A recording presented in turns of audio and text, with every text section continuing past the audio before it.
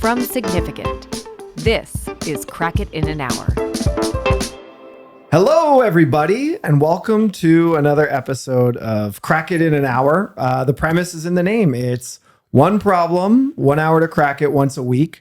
But this is a big one because today we have our first guest, Joe. Joe, do you want to introduce yourself?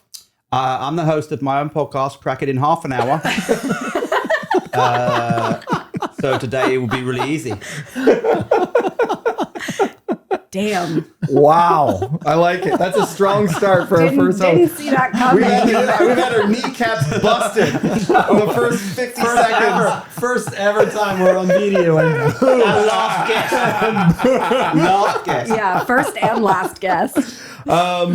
So I think I'm going to start the clock. And the way this is going to work, Jesse, did you want to explain it? Because it's yours today. Yeah, I'm in charge of this whole thing, the whole operation. Yeah, no, get ready. Okay, so Joe, Simon said, crack it in an hour. We have one problem. We have 1 hour to crack it, except everybody here has no idea what the problem is, except for me. Awesome. So I'm going to give us like a little, I'm going to tell us what the problem is, give us a little brief on it, little breakdown, some history, some background, some data, and then feel free to interrupt, ask questions, and then we'll just take it from there. And if we don't crack it now in 30 minutes, I'm going to be pretty disappointed in you. You won't see it. Should I start it? Let's All right, start the it's timer. starting. Let's go. Starting now. Go for it. Okay, and per usual, I have way too much research, so now I've got all my pages to flip through. But I'm excited for this one because I think a lot of times, and we've even talked about this before, a lot of times we bring a problem where we're like, something is in decline. How do we reverse it? Right. How do we bring something back? This is not actually a situation where something is in decline, but I think there is a much, much bigger opportunity on the table. And I think now is the time. Okay. Ooh. Okay, here we go. Primed and ready. Okay. Are you ready, Joe? You're excited. I am. Well, come on. You know what's coming. I'm always excited. That's true. Okay. Summer's around the corner. I can't wait. It's the best time. It's the best season, in my opinion. And I want to talk about road trips. Ooh, wow. This is great. I love road trips. And some people do, but many do not. And here's the thing. Road trips are not necessarily in decline, at least with a certain group of people. There's actually a very large population of people that are taking road trips, but road trips are the secondary vacation. It is option 3, actually, according to the data. It is the plan B. It is the cheaper option. Yeah. It's the thing that you do on the long weekend. It's not your primary vacation of the year. It's your secondary vacation. So I want to talk about how do we make road trips aspirational again? How do we actually make it used to have this incredible, iconic cultural status. And I'm going to give you some really interesting history on why and where it has sort of lost its way a little bit. And I want to talk about that. To me, this conversation is part marketing, part cultural conversation, part innovation. Totally, I think there's an totally. entire business opportunity around road trips in products and services, on all of these things. I think have the opportunity to capitalize right now. Okay. Okay. Any questions yet? I'll give you some Can we background. already ask questions, or you want to keep going with? Let the me give you data? some background. Yeah, I think give some. Okay. So they've lost it has, since the prediction was post-pandemic, road trips were going to sort of be on the rise. And that is true. There was a resurgence of road trips. Obviously, people couldn't fly. They didn't want to. And we've seen that remain a little bit steady. But they've really lost like the shimmer. It didn't even really have the shimmer when it came back because it was just sort of the thing that you did because you didn't want to get on a plane. It was the only option? Exactly. Gotcha. It's the basic option. A lot of times people do it because it's a good logistical choice. Like these are not exciting words like No. cheaper, Yeah. logistics, basic option, plan B. And that's sort of the timber around road trips. Of course, international travel, luxury resorts, boutique experiences. These are the things that have captured sort of the cultural spotlight and the cultural conversation. So I'll give you like a couple I want to get into a little bit of what has changed that has made road trips sort of lose their shine. So, number one, the exotification of travel. Yeah. Like that is a huge thing. I think influencers really glamorized the idea of aesthetic travel, going to these cute Instagrammable locations, going internationally obviously became a big thing. There's a huge rise in, I'm sure there's an even better word for it. I'm sure there's actually a real word for it, but I'm calling it fandom tourism. Like Game of Thrones drove a lot of people to visit Croatia where it was filmed. I was there before it was cool, guys. No big deal. Why am I not surprised? White Lotus is creating a lot of people wanting to travel to those particular locations or to the hotels. So you're like, when you see entertainment, culture, social media influence, the look at me era, we see exotic travel. There's another really interesting thing that changed. Road trips used to be more prevalent in modern narrative, in ads, in movies, in music. Like, you had Easy Rider, Thelma and Louise. Yeah. You had, Little Miss Sunshine, Born to Run, the song, Life is a Highway. Like, we were glamorizing the road and the road trip. And now you really don't see kind of a unified cultural narrative around road trips. You don't see it in actual content as much as we used to. And we don't romanticize the road in general. Like, I would even argue that car ads, the one thing that should romanticize the road, they show the car on the road. Yeah. But I can't think of a car ad, even basic low-hanging fruit, that has actually romanticized the road in a very long time.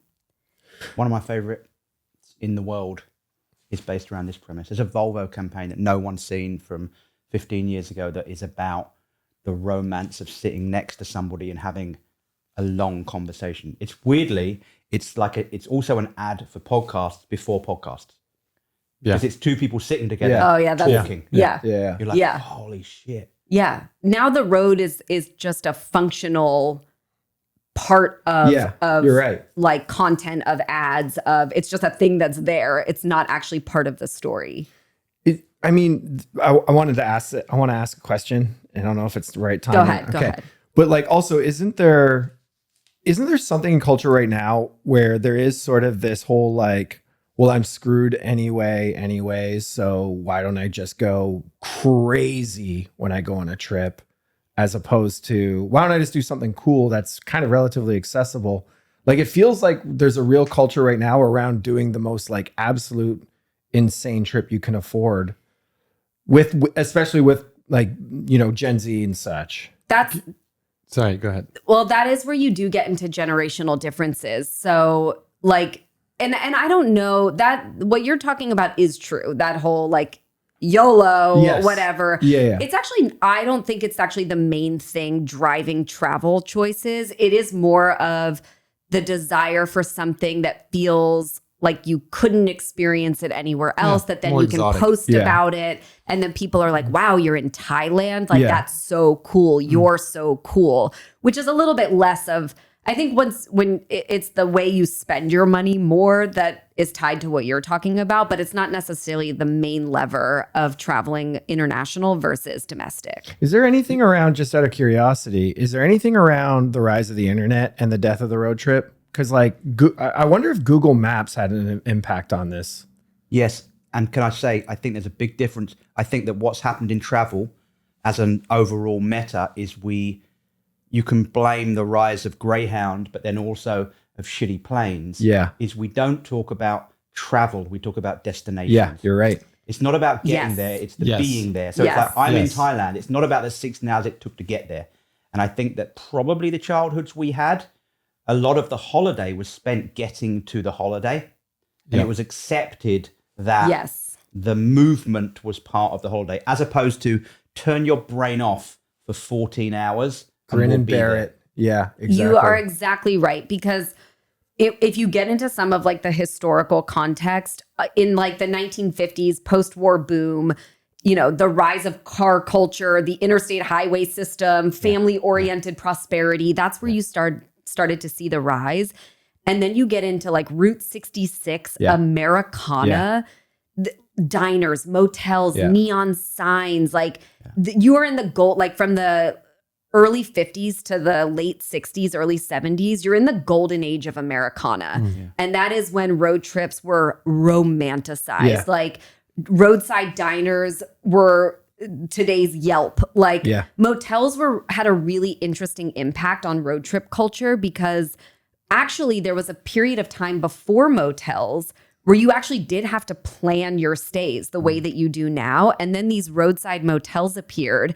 And to your point, Joe, you're on this journey. The journey is part of the destination. You're driving along, you see the neon sign, you just pull over and you're like, let's stay here. Yeah. And that's it, like introduced the idea of spontaneity into travel. Now we look at them and we think, that's not spontaneous. There's nothing cool about that, but it actually introduced that. I would argue spontaneity is not as big of a part of culture anymore, or the culture of travel anymore. Because it's impossible, I think. Even if you want to go camping, I mean, we live on the West Coast. It's a pretty, obviously, big metropolis. Yeah. You want to go camping? It's tough. If you don't plan it like 6 months ahead, you can't really plant a tent anywhere. So it's gotten really, really difficult. But the one thing, I wanted to ask is, at the same time, there was like in the last decade, maybe at least I know when I moved to LA, it was already massive.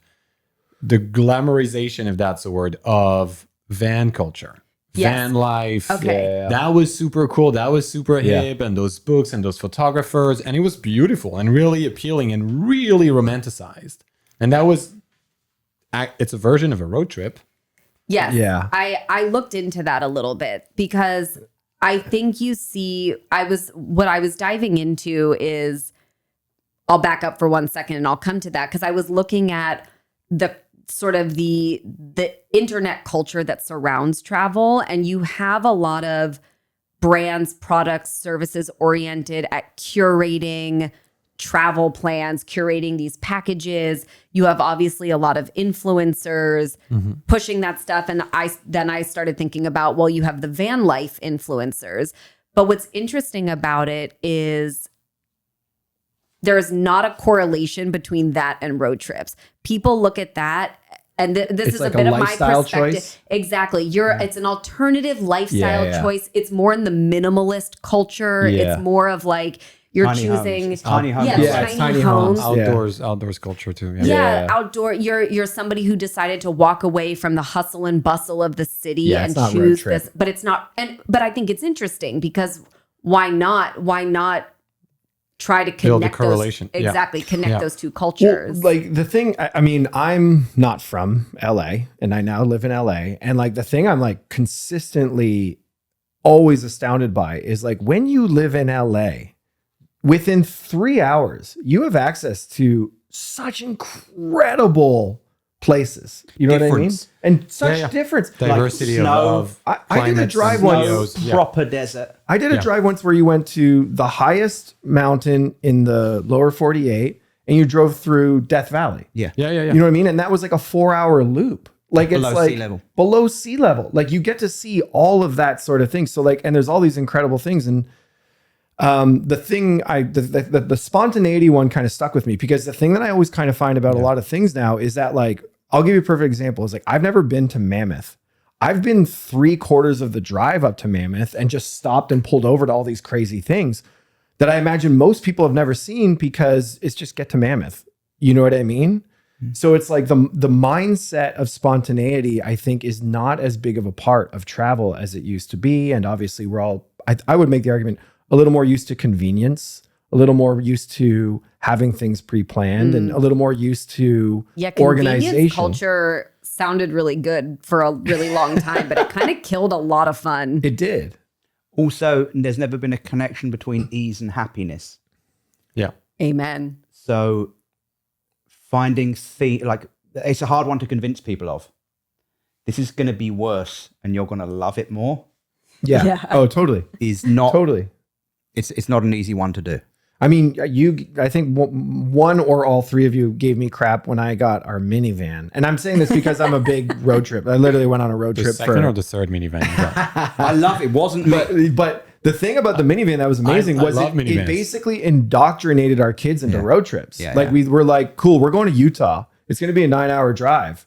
And you guys all got your own little space. You can't hit each other because you're too far away from each other. And they're literally like, that was awesome. That was great. And then they end up in some crazy place that would have never ended up. Yes.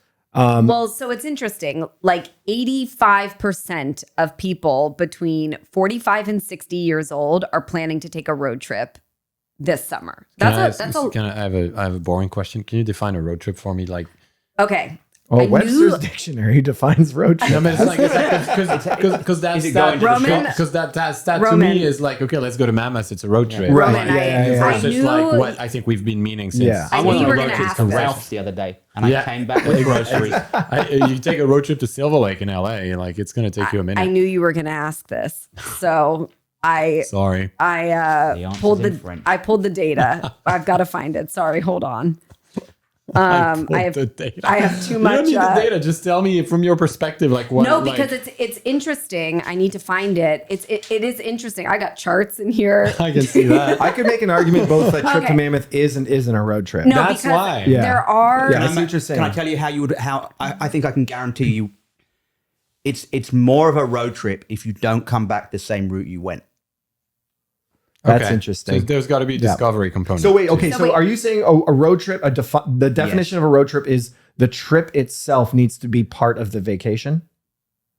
Yeah, I think that's what we've been talking about since the beginning. That's why, like, A road trip to Mammoth, the sentence is not a good one. I agree. Yeah. And for those of you not from LA, Mammoth is like 5 hours away, and it's a ski resort and it's awesome. But people usually go there to ski and they don't stop on the way. Destination. And They're that's- not flying. Yeah. I even question the data because if you ask in a survey, are you planning to take a road trip this year? And someone's like, oh, well, we're going to drive to my parents' house for the holidays. That's a road trip. It's That's like, what no, I no, mean. no. Yeah. That's what I mean. Yeah. So it is qualitatively, I would say it's exactly what we just said. Mm-hmm. It is literally the journey. You're intending to be on a journey, not driving to a destination. Yeah. But I did find this interesting because I looked at, like, I'm like, wow, that's a lot of people planning to take a road trip, Yeah. a large percentage. But the majority, like pretty large majority of that percentage of people that are going, say they're interested in taking a road trip, are only driving somewhere within 100 miles. That's of their fair though. home. That That's could still be a interesting. road trip though. I'm not saying it can't be. I'm just saying that I think the data is interesting. Yeah. And then around 21% are going to stick to a destination within 250 miles, and only 5.8% are going to drive more than 1,000 miles from home, which that's a hell of a lot. road trip. That's a lot. So a road trip is a headspace. 100%. And what is the headspace that you have to submit yourself to is the enjoyment of the journey. Yes, probably. I think that it has to be Yeah, more I than think so. that. I mean, yeah. yeah, I think that's it. I think you have to remind people that the journey is part of the whole experience, that in fact is the experience. Yeah. But I think that you also have to think about, how do you convince people that this is worth your primary vacation? That's the question, you know, At what that point this am I is allowed your to blurt ideas out? at any Anytime. point. Can I do one? Yeah. Remember, it's track it in 30, so you probably have just about Yeah, 11 minutes you're- left. You got about you have Tell me when I'm 12 getting minutes. close. You have There 12 you go. minutes left. There you go. You're just going to save it for minute 29. I'm done. And then fucking walk. No, I remember the things that I would class as road trips, a drive from Manhattan to Vermont.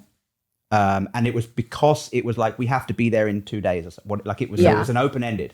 And I remember the podcasts we're listening to. So I think that like media has taken us to a place where it's a perfect time It is amazing. It's incredible. to listen to a book with someone you Totally. love, with your friends Yeah. or someone you love. Yeah. And I think one of the things that you could do is podcasts for journeys.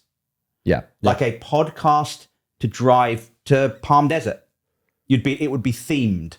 the podcaster Ojai, the podcaster Scottsdale. Yeah. And it could be like, we're going to do this drive together. It's 5 hours long. And we're going to listen to a book that's designed. Could I give you, like, just on that note, I think there's something that's sort of dawning on me that you could use to kind of figure out what ideas would be interesting to get people interested in road trips, which is fundamentally the act of travel in a road trip is active versus passive. You aren't just sitting there waiting for it to end to get somewhere. Yeah. You want the journey, you want to be involved, you want to be active. So if there's a podcast that helps tell you more about the places you're traveling and the places you're exploring, suddenly you're pulling on that active instinct. Yep. You know what I mean? And there's a lot you could do with that. We had an idea years ago, different but kind of connected. So one of the things that Hyper Island did, maybe they still do, is, do you know what I'm talking about? No. It's a Swedish school, college education that kind of birthed a lot of the people that went on to like do and run AKQA and RGA and the internet. And one of the exercises they make you do is you have like 5 minutes with Post-it notes. I should have brought Post-it notes today. And you just think of the functions of the internet. And you put the wall up of functions of GPS and temperature and dun. And then you sit back and then you have another 5 minutes where you just take two and you make a new business. And it's wild because you've got to imagine at the time I did this, Uber didn't exist, Airbnb didn't exist. And you just kind of go, that's worth $1 billion. Yeah. That's worth $1 billion. And you should have brought Post-it notes today. Well, one of the ones that we then came up with like a year later for Chrysler, when they were doing stuff with Beats Audio, and it was about geography. So it was about Detroit, and it was about this, and it was about LA, and it was about places, were to combine Spotify and GPS, music and GPS, and do an auto-generated tours of LA. So if you listen to hip hop, and you listen to music, you're like, oh, I've like I was in Brooklyn and I was like, oh, Willoughby and Schermerhorn. I'm like, this is hip hop. I'm driving through hip hop. Yeah. I mean, the LA one would be incredible. That's really cool. But to do like a drive to Ojai, you go because if you do that drive, you drive through Johnny Cash's birthplace. Possibly. If you take it through PCH, you drive through like a bunch of like. You can go through Laurel Canyon. You can go there. You can go PCH surf so history, to drive Ventura. the history of music, to drive the history, like our old office, we worked together. Spoiler alert. Spoiler alert. Our old office was like a quarter of a mile from Charles Bukowski's childhood home. Yeah. So like I'm just trying to figure out how can you bring the journey to life.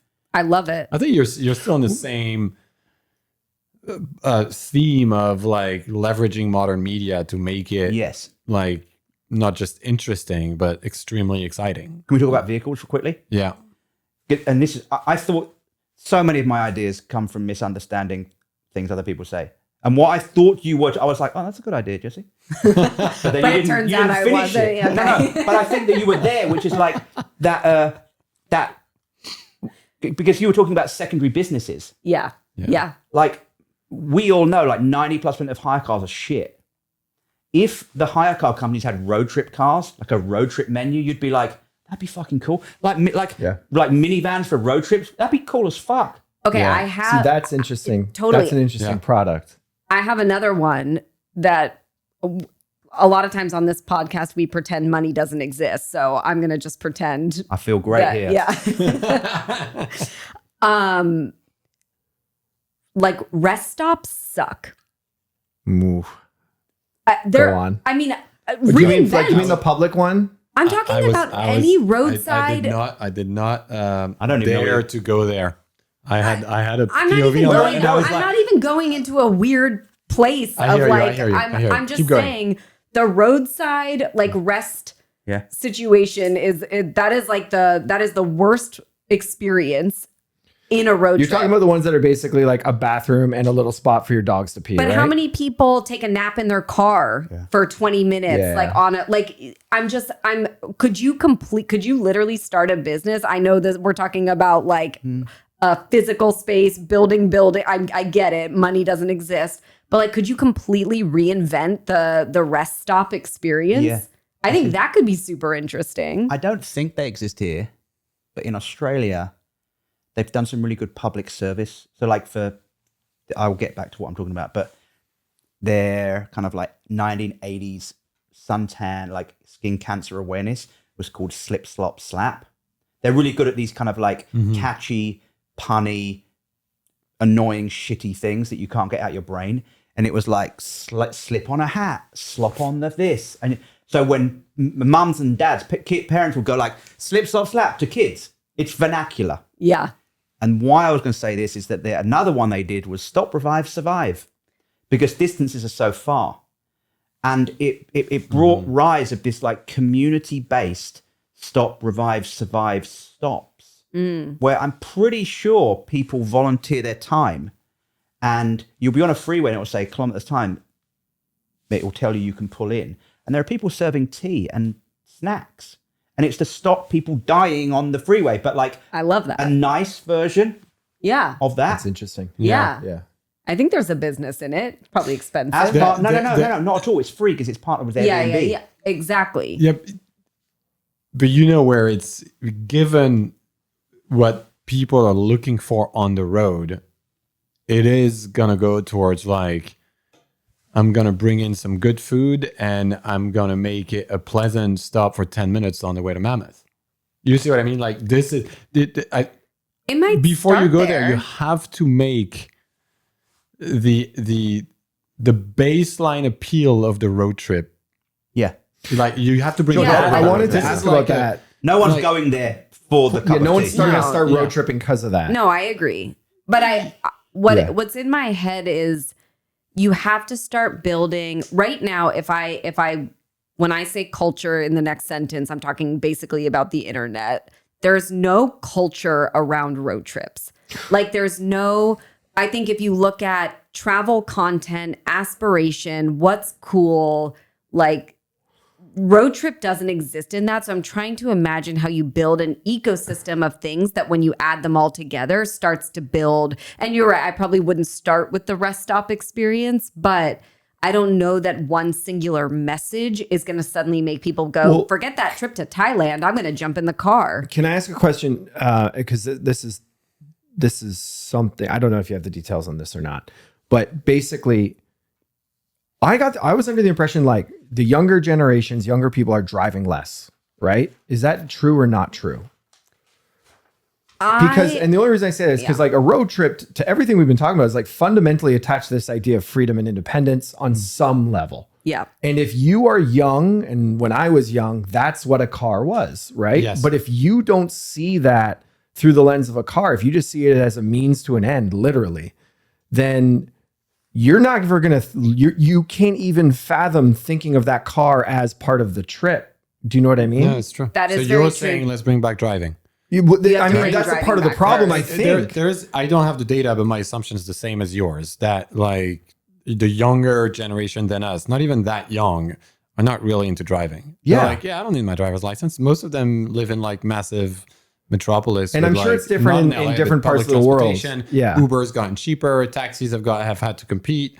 Like flights now, when you talk about, just like the vacation, have gotten much cheaper, shittier. So the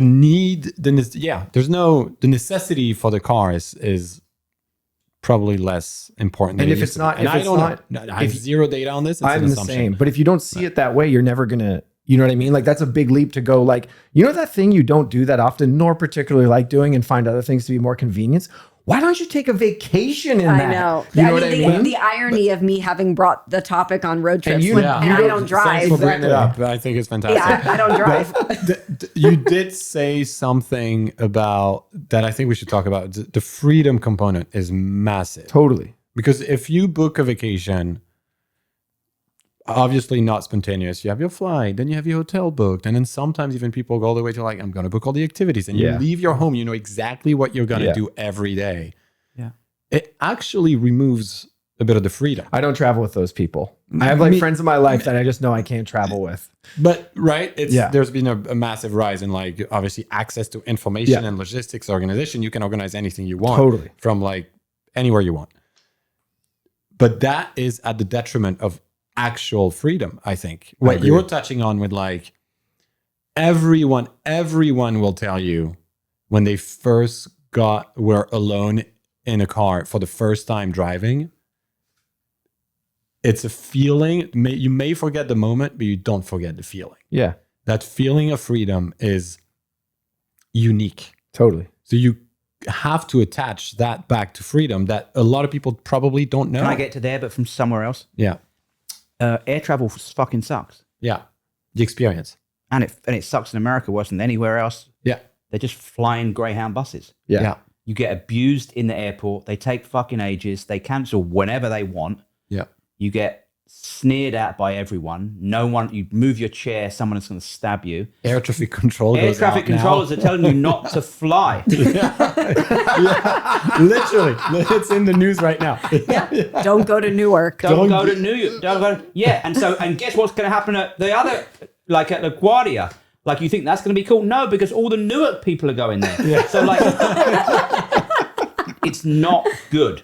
So I think that it's worth considering that you take, and we've worked together enough that you know that at some point I'll be like, what if we were just super aggressive? Yeah. What if you just picked a fight with all other transport? I love it. And I think that the world is ready to talk shit collectively about air travel. Is like, I didn't like it. This is what happened to me. Yeah. I'd take my shoes off. This fucking person abused me. Trump won't let me back in the country. Whatever the fucking thing is like, you're in a fucking car. You do it. Like, you get to, I do what the fuck I want. I stop when I want. I do this when I want. But you get through it through the airport. It's very interesting because there's been also a rise in the last couple years. Trains are making a really big comeback. That makes total sense. Yeah. But also not just like as an alternate form of travel, but as luxury travel. And you see there's some really, I'm forgetting the name of all of them, but some really interesting like. Yeah, the Great Rocky Mountain line and stuff like that. Luxury train trips where literally that is the experience. Yeah. But to what I find interesting about what you just said is it is in direct response to what's happening, but nobody actually made an enemy. It just started existing on its own plane over here. Like, oh, let's maybe slow travel, maybe trains. But the truth is, it's like, no, that's on the rise because that shit over here at the airport is garbage. And no one's made a real, we are sort of like. The enemy's never been named. The enemy's never been named, but the anger has collectively bubbled and it's ready to burst. And I think you're right. It's a super interesting way to just poke it, see what happens. I think also that it brings up an interesting thing, which is when rail and train travel is talked about, it's kind of insinuated that it's at a human speed. Yeah. That like no one should be going 600 miles an hour. Yeah. Miles up. So the fact that it's at a speed that you can take in. Yeah. And you can have a sleep and then wake up in another place. It's good. That's also just making me think about for a culture that is so obsessed with health and wellness, how bad flying on a plane is for your body, but we still just do it. Yeah. And the food they give you is shit, and you drink alcohol and you get off and you're dehydrated. So dehydrated. You've got to take drugs to get on the plane anyway. Thanks for saying it. but we don't, and like we're over here on our mountaintops preaching the good word about health and wellness, but then we're like, I'm going to fly 20 hours to. I'm flying 20 hours to a health and wellness retreat. Yes. I don't think the health and wellness angle is a viable one because arguably sitting on a car for 50 hours. Yeah, but if the idea is to actually get out of the car every 30 minutes because the journey, I'm not saying, road trip is the new wellness, whatever. But I just think it's interesting when we're talking about naming an enemy, that there are a lot of other counterpoints in culture that we should all be like, why are we okay with? Can I? Sorry. Yeah. Sorry, go. Is that one? Is the? I've done quite a lot of flights to New York with Terry, who looks like the cat typing GIF on a plane, and at least I'm really high on drugs and sleep. But when I wake up, I look to the side, and she's still cat gifting because she works so hard. Yeah. And I think there's something interesting about, in our vernacular, you say, "I'm driving right now." Mm. It means something. It means something to the person listening to it, which is, I can't. Hey, can you just send me that thing? I'm driving right now. So that's if you have reception. I think it'd be good to talk about where you don't have reception. And like if I say, I've got to go pick up my kid, A psychopath would say, can you stay? Yeah. Yeah. I've got to take my dog out for a wee. Can it wait? Yeah. No. Yeah. And when you say, I'm driving, we there is a respect place that we file that. Yeah. Maybe there's something there. Yeah, I think that is interesting. I mean, I think I see what you're saying now. I think it gets to the question Can't of work. Yeah, the actual disconnection. That it's interesting. I read, and I don't know if I buy it, but one of the things I read about why Gen Z doesn't take as many road trips, and I think Simon, what you said about driving is true. I think the desire for more like cool off the beaten path is part of it. But I read something else that said that there's a fear of being in places that don't have good connection, like being disconnected. Yeah. And I was like, that's so depressing. It's a bummer. And I depressing. question it a little bit, but I can see the anxiety that would bubble up. Like if you're used to being connected to your friends at all times, and suddenly, I mean, you're driving through some rural back roads and you're like, I have no service. That's part of the road trip. But there's beauty in that. And it's interesting because you hear Gen Z at the same time. And this is why I love trends, because there's contradictions in all of them. Yeah. And you have to embrace that contradiction. So here you have a generation that's terrified of being disconnected, but also is saying we need to disconnect. Yeah. Like they're the generation saying they want to take a bit of a step back. They want to go back to dumb But phones. they don't really. They do and they don't. Okay. They want it to be their choice, Yeah. not to be. I think the anxiety comes up when you all of a sudden, boom, the bars are gone on the phone and you can't do it. But if you decide to put your phone in a box for 5 hours, that's your choice. So I think both things are true at the same time. I think these are just signs that they're ready. That they need it. A segment of it. A Yeah, segment exactly. of that population is ready for it. So They're do you ready. think you need And to teach them the behavior? No, I think that would be a little weird, but I think Probably. I think you need to. Frankly, there's a couple of things you mentioned in your first sentence. Like if you think about how some things came back in culture in the last 5 years through purely have a massive authentic presence in media. Yeah. Authentic. Yeah. Like White Lotus is an example. Is like, wow, the interest for like Hawaii and Taormina and now Koh Samui and that part of Thailand, like tourism is spiking up, and now people want to go visit the Four Seasons, and the Four Seasons has built custom trips for like. Just think about Formula One. I don't know if we've ever it's insane. Yeah. It's insane Yeah. the rise of Formula One in the last 8 years in the US. It's absolutely insane. Why? And how are you connecting this to Because road Liberty trips? Media made like an amazing show that's widely popular, and suddenly people were like, whoa, this can is you- a cool sport. But Right. if you use modern media to romanticize it, you talked about Thelma and Louise, you talked about Little Miss that's Sunshine. Little Miss I mean, not to Sunshine, that was a sound- little later, that was amazing. Like it is a little bit like use the usual tropes of making it cool again in culture. That and like I know it sound crazy when I said it, but like with the do you teach them thing, that's a little bit of kind of what I was talking about, which was like if this has been culturally absent for a period of time where like I have memories from my life where I can bring it back, but other Totally. people don't. There's no frame of reference for a thing. You should be like, hey, why don't you go do that thing you didn't even know you could do? You know what I mean? Sorry, go ahead, Joe. Oh no, I'm just going to start a new business. Yeah. Is it a multi-billion-dollar business? Yeah, because the 1 billion already mentions, and now we just want Yeah. like This is massive. Great. And the more you laugh at it, the better it's gonna be. the more I will know it's going to be successful. I can't wait. I know, I like I know, this. I I know. like this. Most businesses start as a I really know. stupid idea. Like if I said, hey, regular people are going to lend you a room in their house. Exactly. You'd You'd be like, don't stay in with weirdos, they'll kill me. exactly. Right? Exactly. I agree. Yeah. Driving with strangers, dude. That No, one. no, Was no. That no. one. That's not a bad idea. That one was a big one. Yeah, I know. Micro trucking. Okay. Yeah. Keep going. Yeah. I mean, I'm sold already. You know where I'm going? Yeah. It's amazing. I love it already. Oh, there you go. Fuck, it's not going to work. I don't know it yet. Let's go. Micro trucking is the trucks are constantly on the freeways, but like 20 cars could carry the same amount as that truck. So maybe we just subsidize road trips. Trucking companies, interesting. you're like, I'm going to Scottsdale. and someone's like, oh, well, I have 40 pallets of Coca-Cola. Can you take one pallet? No problem. Absolutely. Gas is free. Like, that's interesting. You know, like, okay, do you remember the movie Roadtrip? Yeah.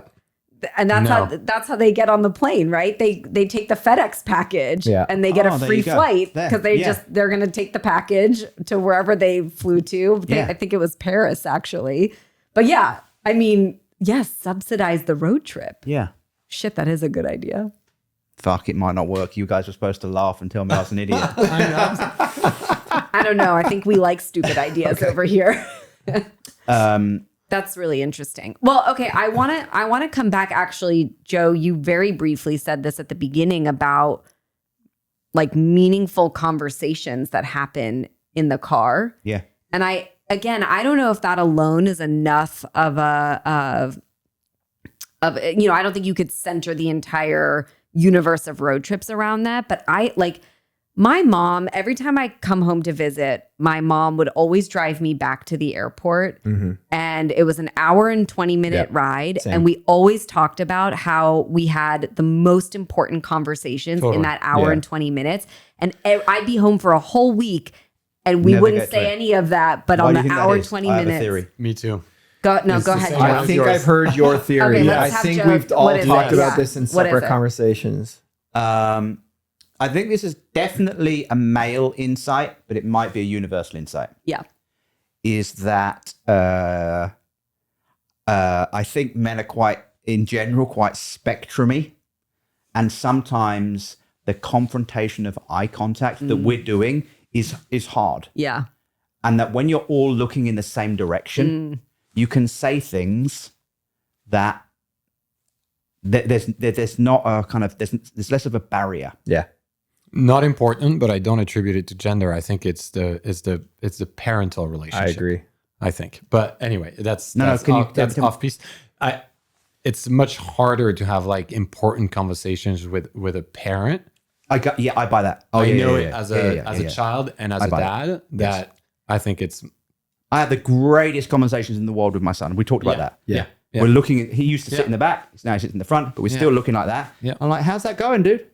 Or it's when they finally say something too. Yes. You know what I mean? You're distracted by the movement of color. Yeah. Now, do you think, Simon, you said that you're a family. I mean, you were big on road trips. Huge. It sounds like your kids are into it. Yeah. Would you take a road trip with your kids? Would you take a road trip? Yeah. I would, and now I'm gonna give the counter argument to my earlier argument, but the reason we're not doing it as much is back to like, is the rest stops, is the amenities, all the things, 3 kids, like not that easy actually. Yeah. Not that easy. Because you don't want to stay at a roadside motel. Like, I wouldn't be against it if I know it's clean. Yeah. But I don't know it's going to be clean. Can I just pick up on that because there's something you said earlier that I wanted to way earlier, which was the fact that no vacancy neon signs are a thing is wild, isn't that cool? Yeah. That you get that close and go, oh, here. The rest of our life is so differently planned. Then the other thing I was going to say is there's this truism / tweet, whatever it was, but I remember reading it years ago and just being so fucking jealous of the insightfulness of it, which was we work so hard so our kids don't have to go what we went through, and then we resent them for not going through it. And I think that there would be an angle of just talking to parents about your kids should experience this thing you experienced. It's like showing them the college you went to or the house you grew up in. Like, we're going to sit here and we're going to do nothing for a bit. But do you think your kid... I'm sorry. I would maybe feel free to ask a different question if this takes it to another space. But do you think that any of your kids would ever ask to go on a road trip? Because that to me is the sign that you have shifted the conversation versus you saying, get in the car, kids, we're going on a road trip. I think I'm close. They would, but it wouldn't be like, let's just get in a car and sleep at hotels. They would want to have like either a camping component or a sleep in the van component or something that makes it a little more, novel. Can I ask a question? When does a road trip become a camping holiday? Like, if you go camping, is that still a road trip? I guess to I me, think so. But I think if you are a camping trip to me is you drive somewhere, get out of the car and spend the next 5 days in the woods with a backpack. But if you're driving, sleeping in a tent, driving, sleeping in a tent, I think it's a road trip. It's accommodation. I'll clarify this. It's accommodation on your road trip. Exactly. Yeah, exactly. Yeah. Okay. That's how I looked at colleges with my mom. We drove across the state of North Carolina and we slept in a tent. Yeah. It was That's awesome. pretty cool. that's awesome. Yeah. I didn't experience that many road trips because, like, France is a small. I was Yeah. gonna say, I was like, it's like it's pretty like, North American, it's really right? interesting. No, because like Northern Europeans, the Brits also, and even That's like Dutch, Which Belgians, is tiny. Like but they go all the way south. You know what's funny? Like they go from like the Brits go and they go across France and go to Spain or go to Italy, and that becomes a bit of a road trip. You drive like 1,500, 2,000 kilometers. when When you, even if you're like Dutch and you go south of Spain, that's a lot. When you're like in the middle of France, you just have like 1,000 left to drive to go south of Spain. You see what I mean? Right. You do it in a day. When I was up in the Yukon, it was interesting you say that because there was a lot. We'd run across a lot of Euros who had these like. They weren't the sprinters, but they were like crazy sort of decked out sprinter like objects with these huge tires and everything, like with plans of literally like, we're driving to the North Pole, you know what I mean, and stuff like that. So that I take back what I said about it. Can I add in a component? Is do you know what Caminos are in Europe? Catholic pilgrimages. Oh, the weed gummies. Yeah. No. What did you say? The weed gummies. Oh, it's your favorite, isn't it? I remember you telling me that. The blueberry and No, not that one. Not that one. Not that Anyway, yeah. My dad has walked from London to Spain for 4.5 months. And what's interesting is it's a road trip. It's an organized route, 1,000 years old. It's to a place. So the destination is important. But each night, the local town puts you up. The local place puts you up. So maybe one of the components is, like if it was known, like let's just say that, I'm making this up because money is no object and whatever. Yeah. Simon often says we're playing God. We're playing God. Oh, I love it, love it. So I'm going to say that the first one is some version of the Oregon Trail.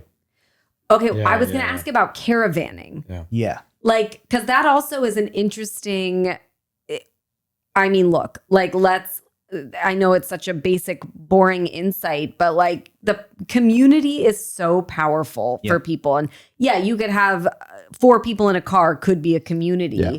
But when you start to think about the expansion of that and like, you know, the closest parallel right now is RV culture. There is a massive 100%. RV community. They will caravan places. They all stop at the same places. They'll meet up. You know, even cool. And I think to your point about, I forget Simon or Joe who said it about actually, Joe, I think you did about actually creating cars for road trips. I mean, that's what's smart. Interesting in RV culture is the RVs themselves are actually part. Everybody was like, oh, you have the avocado green GMC. Oh, you've got the original whatever. So it makes it part of the culture. And that's interesting to me. So, but like, that's first of all, that's not younger generations are not in RV culture. It's definitely, 50 plus. Yeah. But it's also, once again, it feels like a niche subculture versus, wow, road trips should really be one of the primary ways to travel. Can I invent an app that may already exist? I mean, I am old, but still, like doing the fucking CB radio from Smokey and the Bandit and from Winnebago's, if there was an app where if the 4 of us were in with our families in separate cars, but we had the Smokey's on like breaker, like have something that allowed you to link vehicles. So the road trip was a caravan would be cool. It would then be so fun. We're all headed here. It's going to take 5 hours. We'll chat on the way. We'll do games. I Spy, whatever the thing is.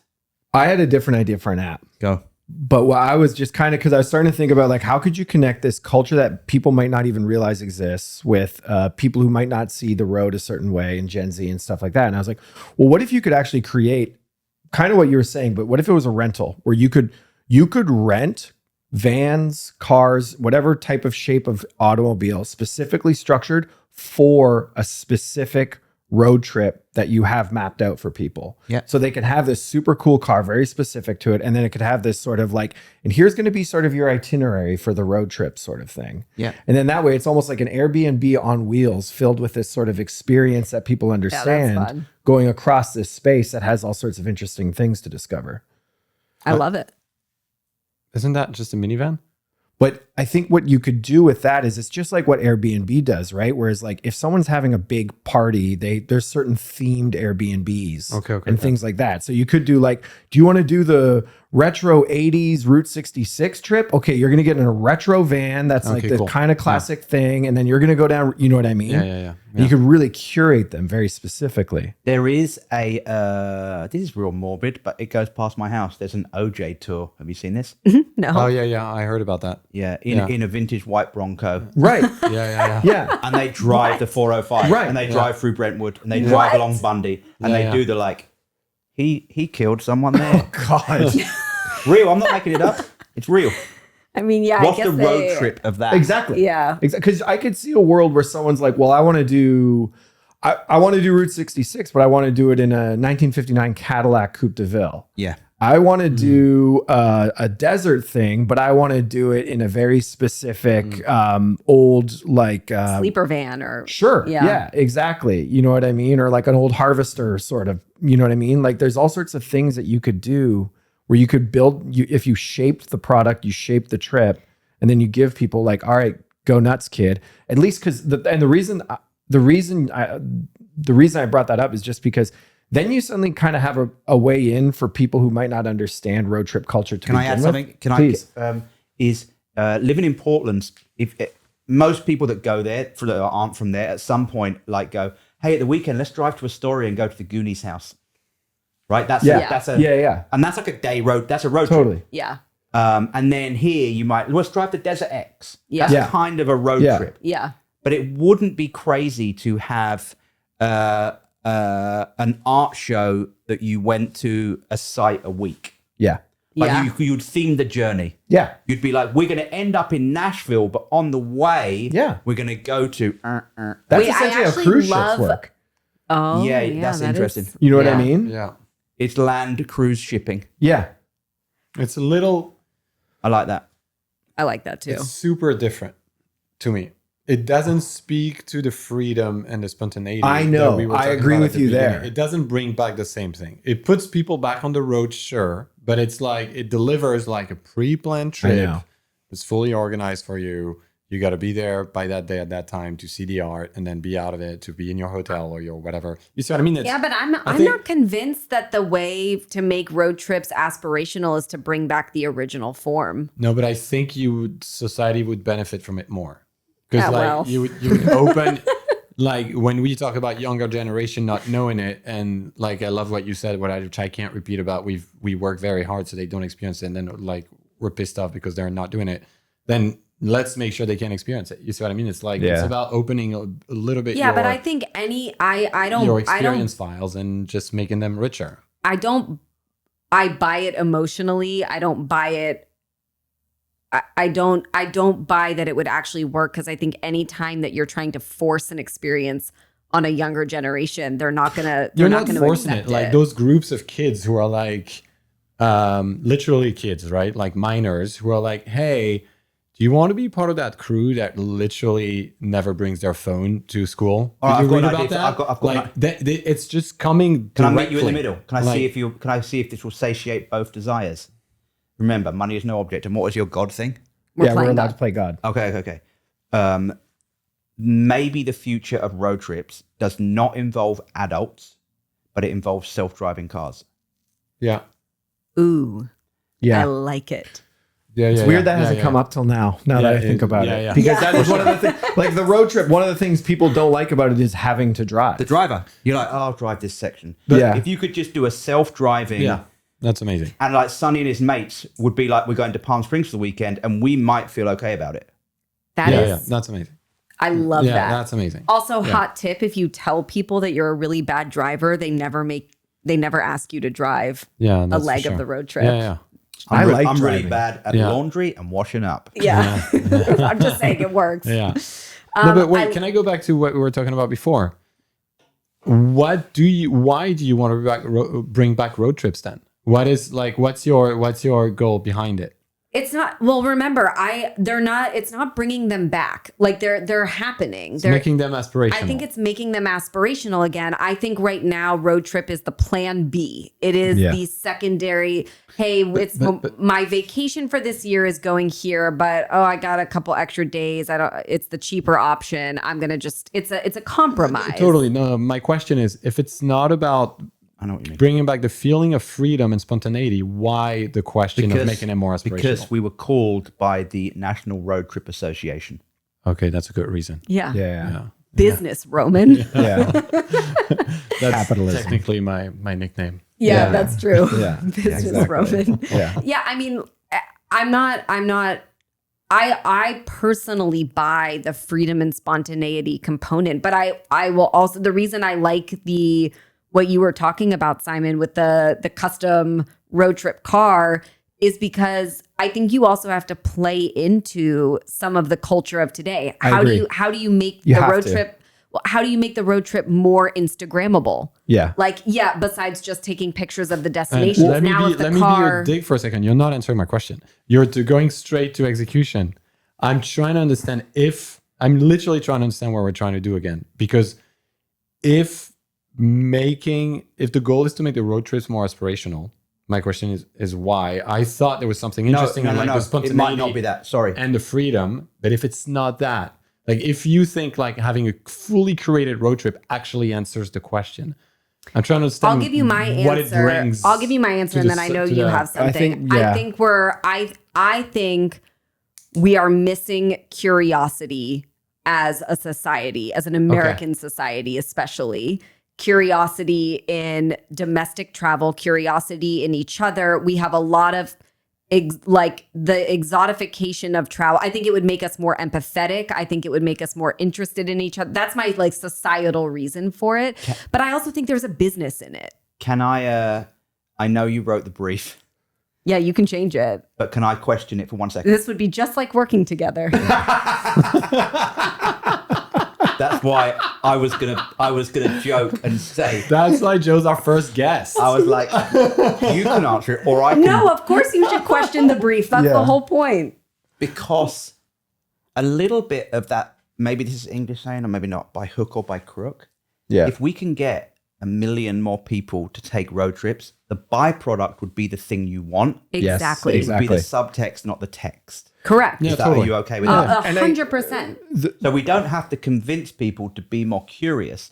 We have to put them in situations where curiosity is the benefit. 100%. So I think one of the things I was going to say is that we talk about road trips as that we're selling the road or the trip, but I think it might be okay to do to sell one group of LA's youth skateboard trips. I know that there's secret skate parks outside in ruins outside Palm Springs. I know a few of them along the way. So some form of self-driving, or maybe not even, but just go like the curated skate trip. When it came to half term, to spring break, to those kind of things, for my son, for some skate mates to go like, we're doing that thing where you do a skate park a day for 5 days. They don't know I'm on a fucking road trip, but the byproduct would be all of the benefits that I think we would agree. Yeah. Absolutely. And to be clear too, with the thing I was pitching, like if you want to do the Route 66 thing, no one's stopping you from pulling over anytime you want. Yeah. You know what I mean? It's not like you have the cruise driver being like, you don't pull over till, you know what I mean? I think my comment was in reaction to like, you have a curated trip with an art exhibit that you okay. You remember we talked right. about this. That was like, because the thing I keep going back to in my head is if this behavior is not part of that generation, you can't blame them for not having any interest 100%. in doing Can it. I make it super lame for a second, but argue it in a way that might get 1 million kids on the road? So I love GeoGuessr. yeah, And I'll explain what GeoGuessr is and why I love it just really, really briefly.